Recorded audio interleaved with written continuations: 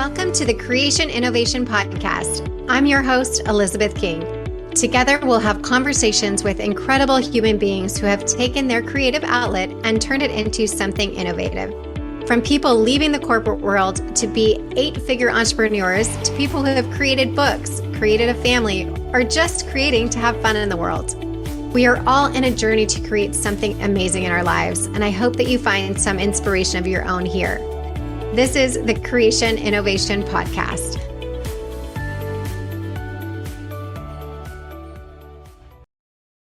Hey everyone, welcome back. Today we are going to be talking with Bradee Smith.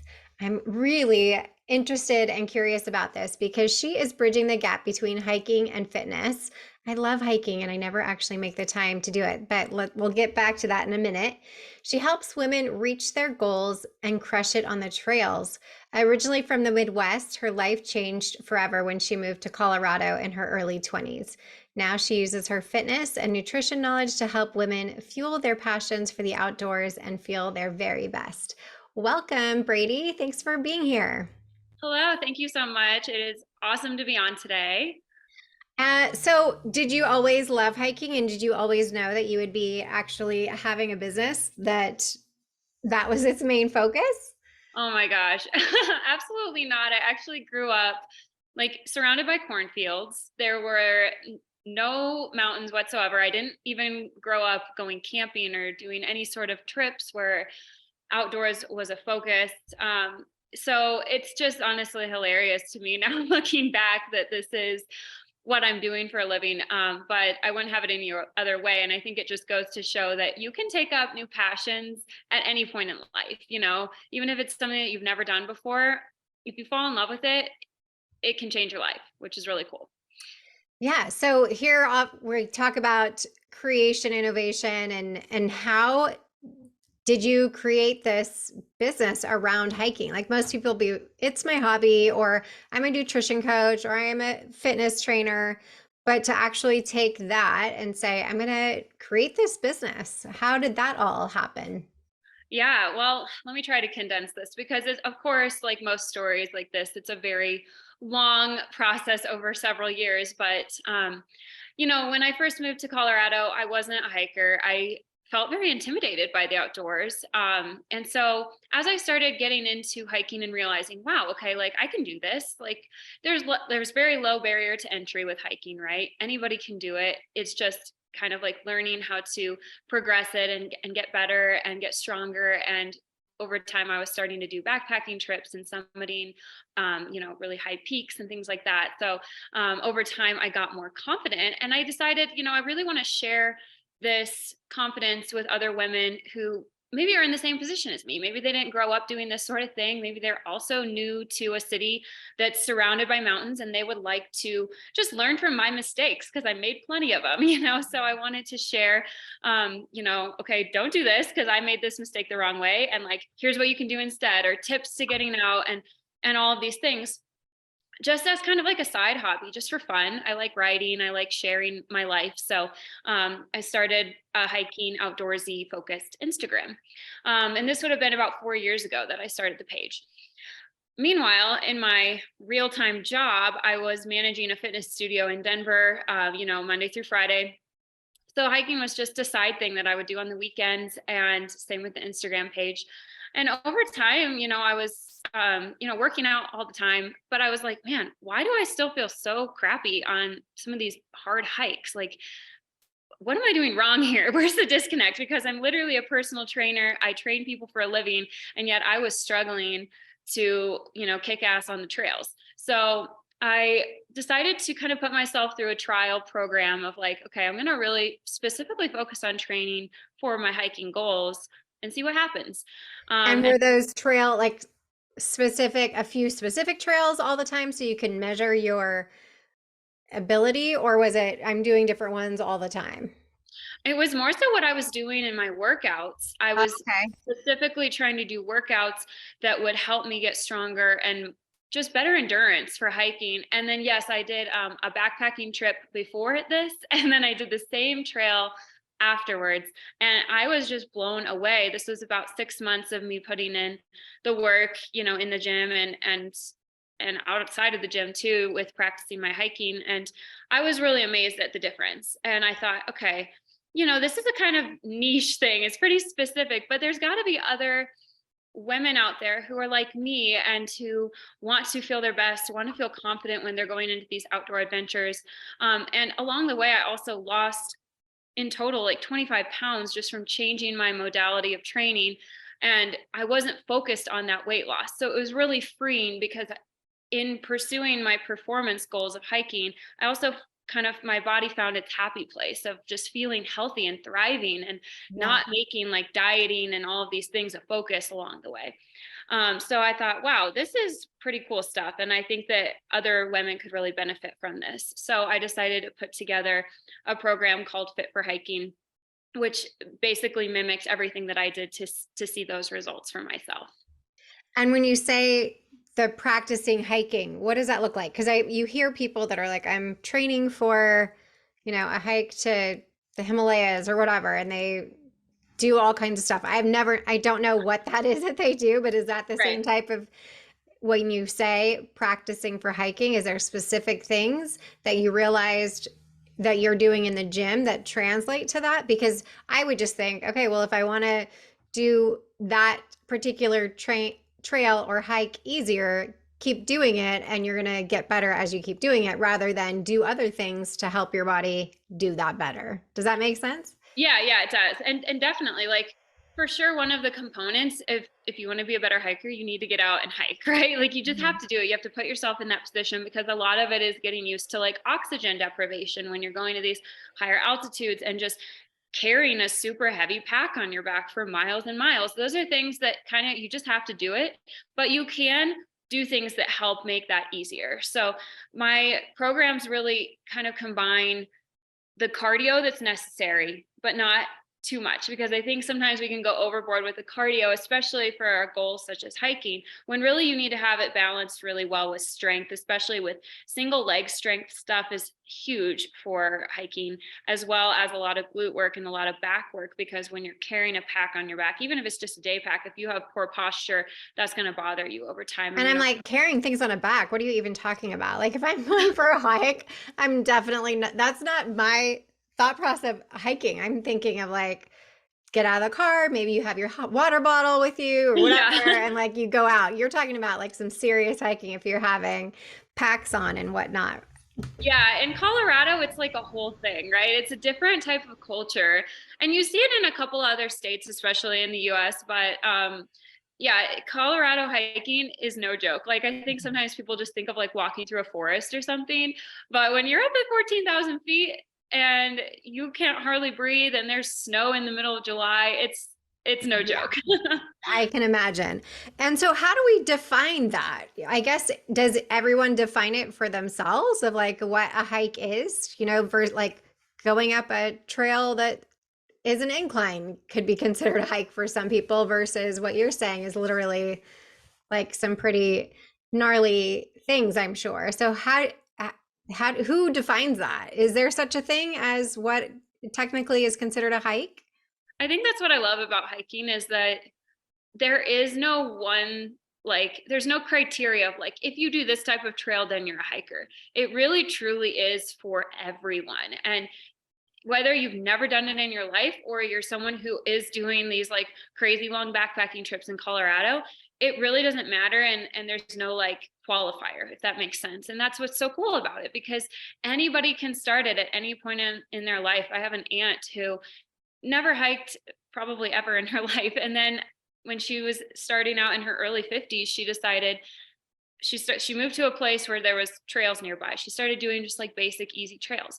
Now she's hiked like rim to rim in the Grand Canyon. She's getting ready to hike Everest Base Camp.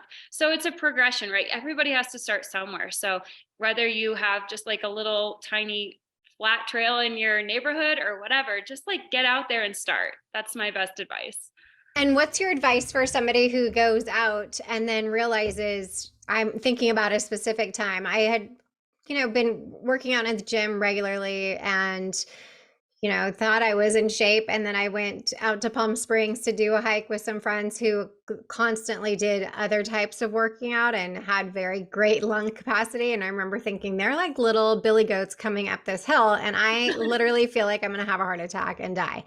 So, what is your advice for somebody in that situation? Because for me, I was like, yeah, I guess I'm not a hiker because it was too hard for me lung wise, even though I was probably in the best physical shape that I had been because I was working out 6 days a week. It just didn't equate to this type of workout. And in turn, kind of like bummed me out on the whole thing in general. So, how do Yeah. you kind of keep people motivated after they have this experience like that?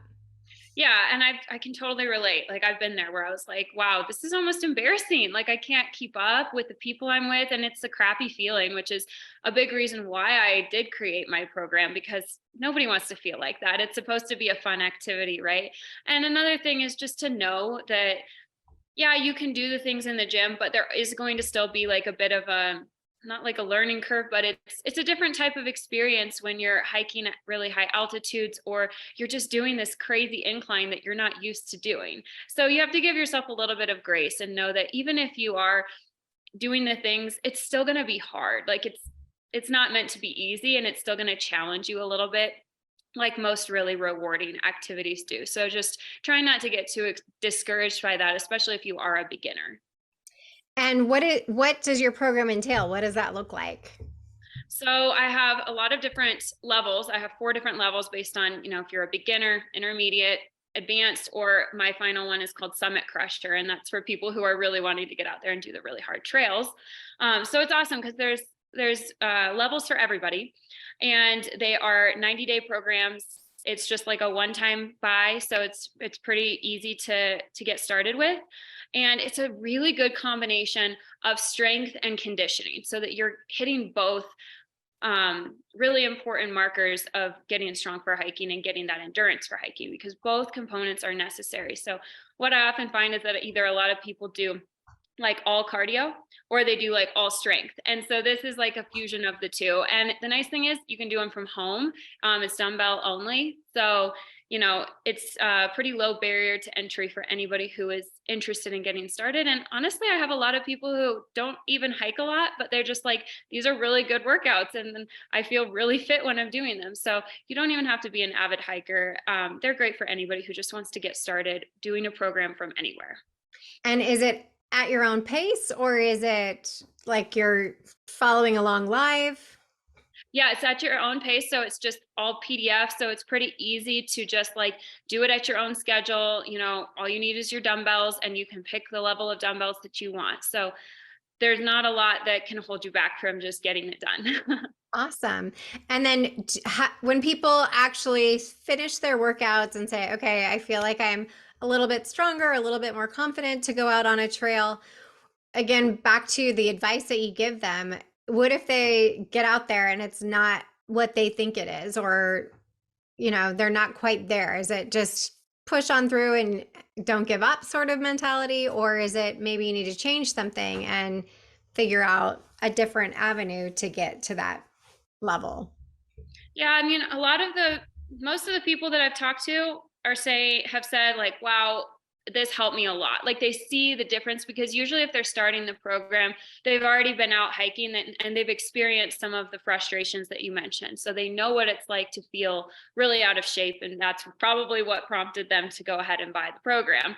So Yeah. they notice that difference and they're like, wow, that's awesome. And some of them will say like, oh, wow, I was at this elevation. So it was really like I was still sucking wind, but I at least felt strong.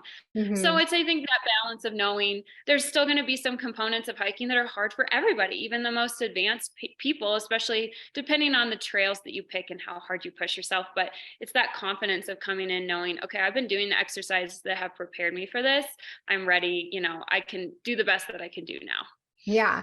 And you talked about performance goals and then also weight loss being kind of a happy side effect of for yourself doing this. And I think finding Mhm. those workouts that don't really feel like a workout is what makes your body get to that happy place because they're like, "Oh, this is my groove. This is where I belong and this is the set point for my body. Whereas a lot of us spend years grinding at the gym and not really making those big strides because I feel like it isn't the happy place for our body. And it's almost Yeah. like the punishment in a sense. And so your body resists that in a way. Yes. And I think there's something really beautiful in finding that workout or whatever word you want to use that gets you outside, breathing fresh air, and the side effect or the symptom, so to speak, of it is your body setting to its own place. So, do you have people actually set in not only performance goals, but also if they want to be losing weight,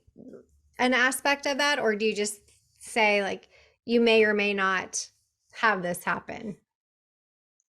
Right. Yeah. So when you're looking at just the workout component, it's so hard to control so many other variables, right? That will ultimately lead to fat loss. I'm a Yeah. certified health coach as well. And so one thing that I do now that I didn't do in the beginning is I offer one-on-one coaching because a lot of people who are struggling with like they really want to lose, 10 to 30 pounds and they've done programs by themselves before and they just can't quite get there, right? They feel stuck because they're not putting all the pieces together. So if someone has really specific fat loss goals alongside, maybe they also have some hiking outdoorsy goals, then I take them on as one-on-one clients for coaching because you have to look at it more holistically. Yes, people might just do the workouts and lose weight and that's awesome, but if the eating isn't right, if stress isn't under control, there's so many other components. So it's easier to look at that more holistically in a one-on-one setting than hundreds of people who go through the program. Yeah, that makes sense. And when you decided to create your own business and make this your own thing, how was that for you? Was that, a big leap of faith? Were you pretty convinced out of the gate of like, this is what I'm supposed to be doing with my life, and it was an easy transition to create this? Or for those entrepreneurs that are listening that maybe have like that inkling somewhere in their back of their mind that they want to be doing something else, but they're not quite sure how to make that jump to actually do it. How did that go for you? Oh man, that's just a whole nother topic. It's been a huge process, honestly, because I have struggled with a lot of limiting beliefs in myself of am I cut out for this? Like, do I have what it takes? Am I a strong enough person to pick myself back up time and time again? As an entrepreneur, you are your only cheerleader in the beginning. Like, you don't have anybody telling you, you got this, you're doing great, because most people are kind of like, what are you doing? A lot of people think like, wow, they're taking an unconventional path. Like, ooh, that's probably not a great idea. Like, It's a I love lack of security that most people can't understand. Yeah, like I love my parents, but they weren't necessarily super encouraging of this because they were kind of like, you're going to leave your stable job. Are you sure about that? And honestly, I wasn't sure about it, but I Right. I felt like I needed to take the leap of faith.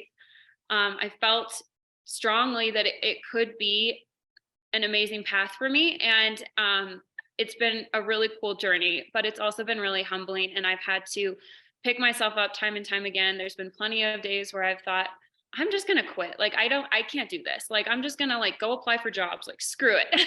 Yeah. But at the end of the day, like I give myself 24 hours, and if after 24 hours I still want to quit, I'll quit. But I haven't actually quit yet because I always come around and remember, like, this is my passion. Like, I can't give up on it. I will only regret it if I do. So I guess my advice for any people who want to be entrepreneurs or start a business or anything like that is just be willing to fail, be willing to suck for maybe years. You're always a work in progress. You're always figuring things out. And you just really can't wait until you know everything to start because you're never going to know everything. So And it's things change. I don't know about for you, Brandy, but I know things evolve and change. So people are like, once I get my website up and running, or once I get this or that done, then I'll start. But then that will shift again. So you never feel ready. And so you're always a student to your clients. You're learning from like, what do they need? Like, what pain am I helping with? What am I solving? You're always learning how to do things better, how to serve people better. And that's that's the good stuff. Like learning from experience is huge. And so you have to be willing to put yourself out there in order to get that experience. And it's going to suck some days, but to me, it's been worth it and really rewarding. Yeah. I think there's so much to be said for living in your truth and that heart-centered, I always say a heart-centered business, right? And whether that's heart-centered in the fact that it's your own heart or you're touching other people and how you choose to show up in the world. And I love your analogy of giving yourself 24 hours because there, if it was easy, everybody would do it. You Yeah. know, being an entrepreneur is not the easiest route, but it is so rewarding. And and really, if you're leading with your heart, with your passion, and you stay committed to that, I think that it comes back to you in many different ways, and maybe not just finances, but in my experience, it's blown up in so many ways that I never thought it would, and the people and connections and everything. So I think if anybody's listening and they're kind of on the fence, I'd say take that risk on yourself. And it is a risk, like you just said, Bradee, and recognize that not everybody can find that fulfillment in the same way. And congratulations to you and to anyone else who decides to step out and create on their own, because it's a big deal and it's extraordinary. And so I think we should all celebrate ourselves for that. Yeah. Yeah, definitely. And if you're showing up from a place of service, you know, if you have to be willing to just say yes to giving as much value as you can. And sometimes you're not getting anything back. You know, it can be years of showing up, showing up, showing up, showing up. And then one thing that you say or do will resonate with someone. And then after, Absolutely. you know, I'll get so many messages where it's like, I've been following you for 3 years and now I want to sign up and have you as my coach. And it's a progression, right? It's not one thing that you did that led to them saying, I believe in this so much that I want to invest in you. It's been years of you being consistently providing value. And Yeah. so that is a big part of it. You can't expect it to happen overnight. And sometimes you never even know, like, what was it that really triggered like this ripple effect of so many people wanting to work with me. It's just you continuing to show up. Yeah. And I think it's letting them start to realize the investment in themselves, because you mentioned earlier something about you didn't, I don't think you said imposter syndrome, but something of that effect. And I think oftentimes that correlates with people thinking, oh, well, I don't know if I should be investing in myself in something like this, when any small investment in yourself goes so far, no matter what it is, and gives back to you in so many ways too. So I think that, you know, educating yourself in whatever way that that looks, and investing, again, I always say use the word investing versus buying, because when you're doing something like investing in yourself with this hiking program, for example, you're getting health benefits, you're getting other things back that an investment gives you, right? It's not just here's my money and you get nothing in return. You get so much in return on so many levels. So thank you so much for being here today, Bradee. Where can people find you? So my Instagram is ponytail_on a trail. It's kind of catchy, but ponytail on a trail. And then my website's ponytailonatrail.com. So you can learn about my programs there and my coaching as well. Thank you so much. Yeah. We will talk soon. All right. Thanks. Thank you so much for listening to this episode of the Creation Innovation Podcast. Make sure to follow us on Spotify for free episodes and subscribe to the Creation Innovation Podcast on Apple, Spotify, or wherever you choose to get your podcast. Don't forget to rate and review the podcast wherever you're listening for a chance to receive a special gift. Yes, we actually do send out gifts. It's my favorite thing to do. So visit us at elizabethking.com/creation innovation for more information on how to enter. Every review counts, and we are so grateful. You can follow me at the official Elizabeth King on Instagram or TikTok. Until next time.